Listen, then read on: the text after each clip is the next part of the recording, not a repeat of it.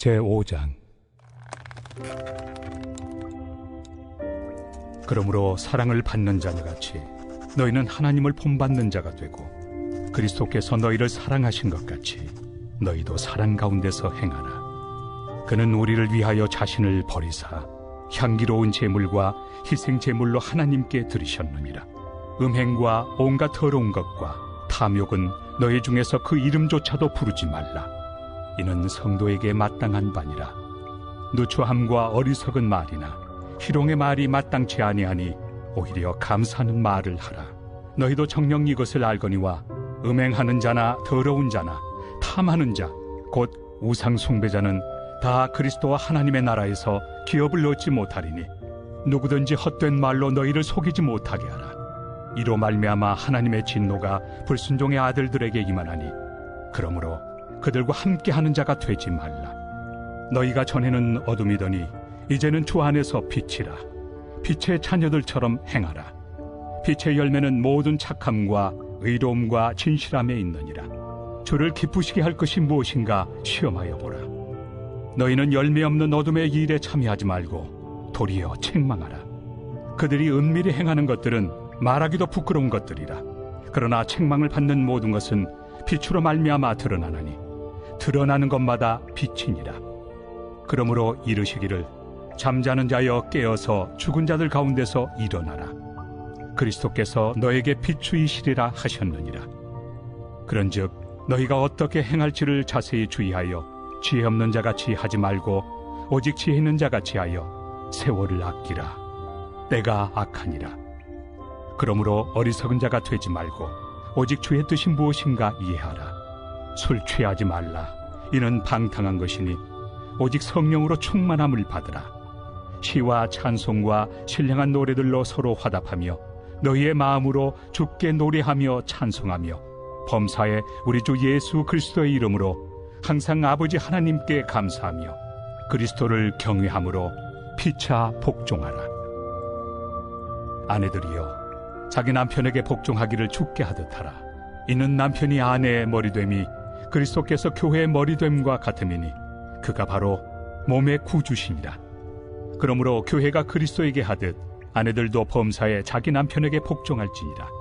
남편들아, 아내 사랑하기를 그리스도께서 교회를 사랑하시고 그 교회를 위하여 자신을 주심같이 하라. 이는 곧 물로 씻어 말씀으로 깨끗하게 하사 거룩하게 하시고 자기 앞에 영광스러운 교회로 세우사 티나 주름 잡힌 것이나 이런 것들이 없이 거룩하고 흠이 없게 하려 하심이라. 이와 같이 남편들도 자기 아내 사랑하기를 자기 자신과 같이 할지니, 자기 아내를 사랑하는 자는 자기를 사랑하는 것이라. 누구든지 언제나 자기 육체를 미워하지 않고 오직 양육하여 보호하기를 그리스도께서 교회에게 함과 같이 하나니, 우리는 그 몸의 지체입니다. 그러므로 사람이 부모를 떠나 그의 아내와 합하여 그 둘이 한 육체가 될지니, 이 비밀이 크도다. 나는 그리스도와 교회에 대하여 말하노라. 그러나 너희도 각각 자기의 아내 사랑하기를 자신같이 하고 아내도 자기 남편을 존경하라.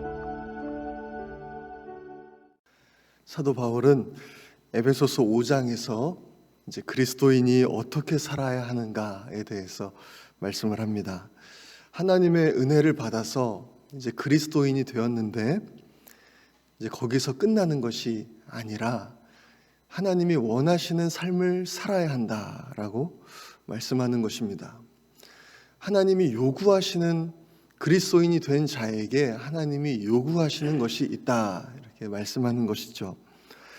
1절에서 이렇게 말씀합니다. 그러므로 사랑을 받는 자녀같이 너희는 하나님을 본받는 자가 되고, 우리는 하나님의 자녀가 되었습니다. 그런데 이제 우리가 해야 될 것이 있다는 것이죠. 그것이 무엇인가 하면 하나님을 본받는 것입니다. 이 말씀은요, 하나님을 완벽하게 본받으라 하는 말씀이 아닙니다. 그렇게 할 수 있는 사람은 아무도 없을 것입니다. 하지만 본받도록 노력해야 된다 하는 말씀이죠. 2절에서도 이렇게 말씀합니다. 그리스도께서 너희를 사랑하신 것 같이 너희도 사랑 가운데서 행하라. 예수님께서 우리를 사랑하셔서 이제 우리를 구원하시기 위해서 십자가에서 우리를 대신해서 죽으셨습니다.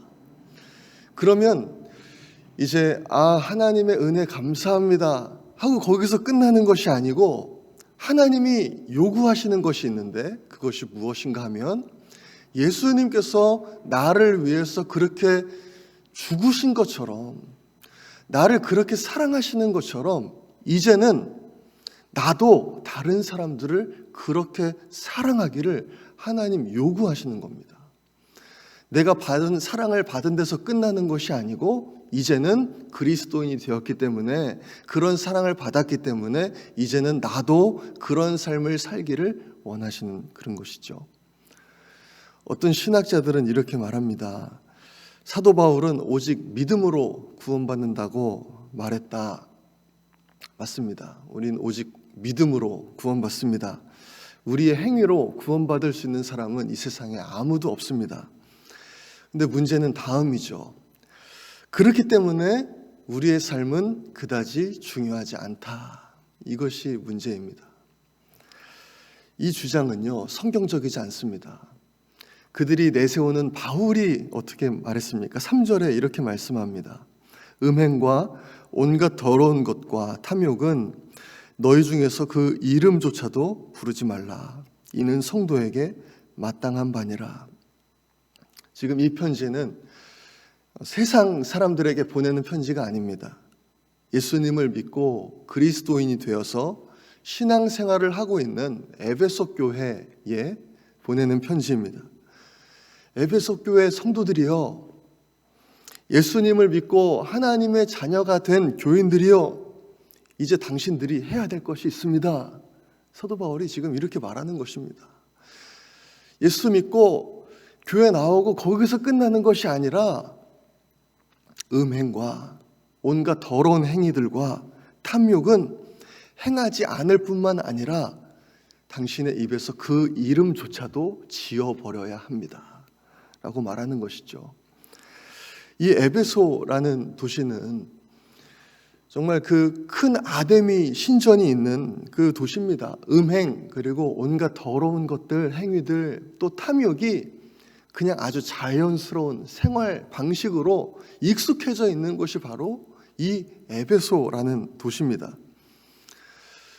그런데 하나님이 원하시는 것이 이 에베소라는 도시 안에 살고 있다 할지라도 음행과 또 온갖 더러운 행위와 또 탐욕이 정말 아주 일상생활처럼 그렇게 자연스러운 곳에 살고 있다 할지라도 하나님이 원하시는 것이 무엇입니까? 그들과 구별된 삶입니다.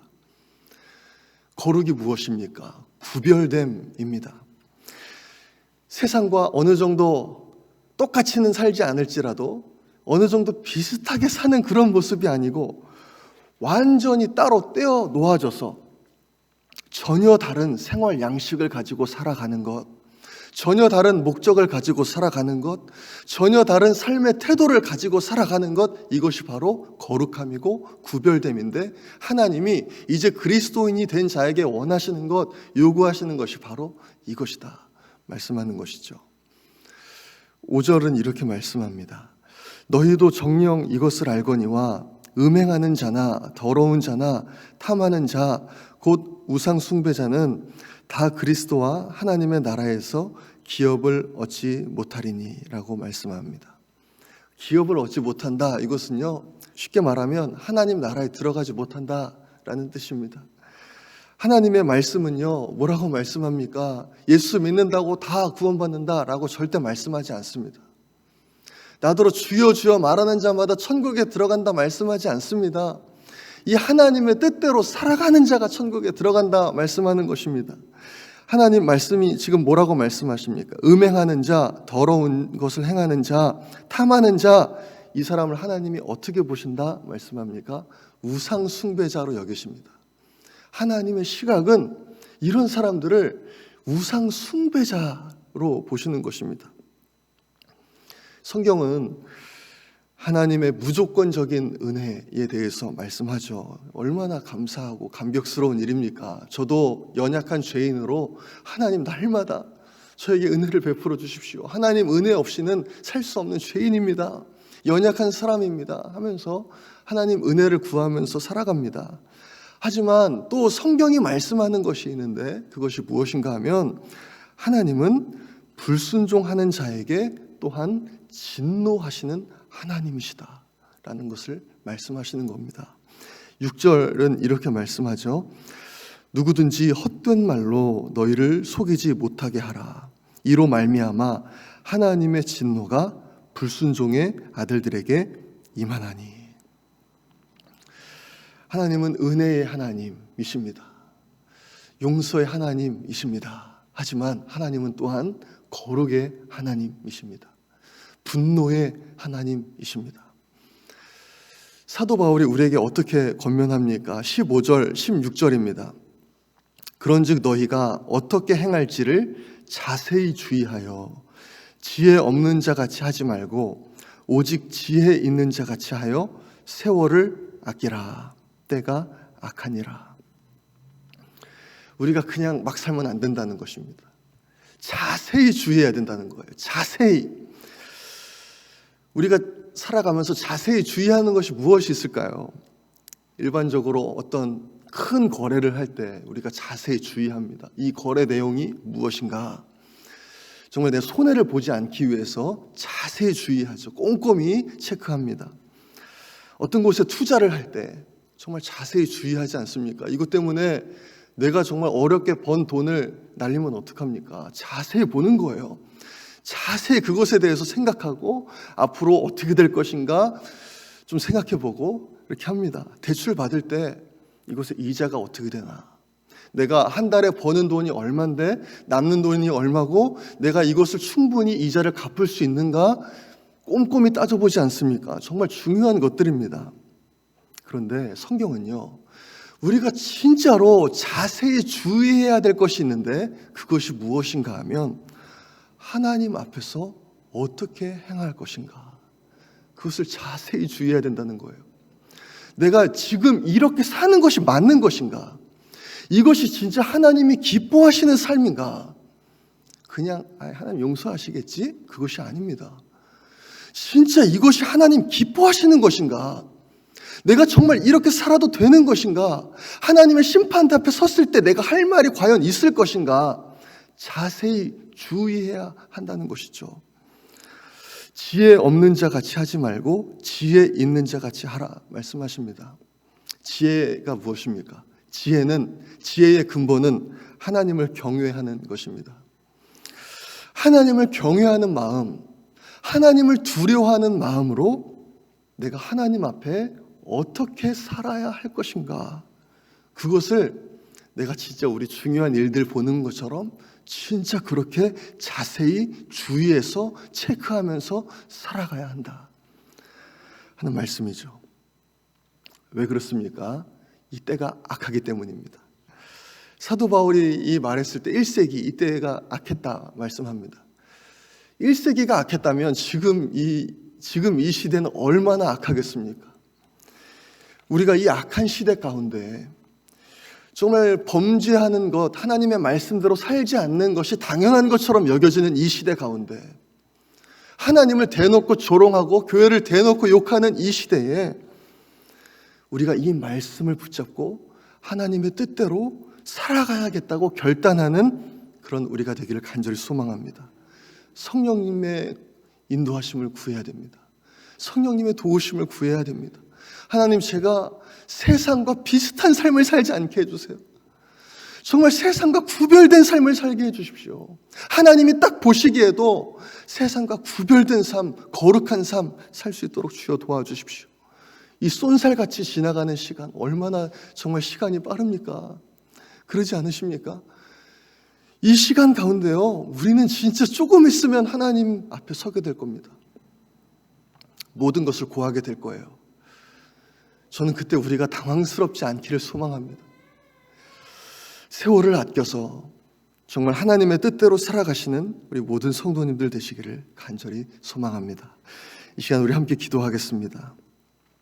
하나님, 우리가 약한 시대를 살아갑니다. 하나님, 우리가 이 약한 시대를 살아갈 때 정말 세월을 아껴서 하나님 그렇게 하나님 원하시는 삶을 살아가기를 소망합니다. 세상과 구별되게 하시고 거룩한 삶 살아가는 우리 모두 될 수 있도록 역사하여 주옵소서 기도합니다.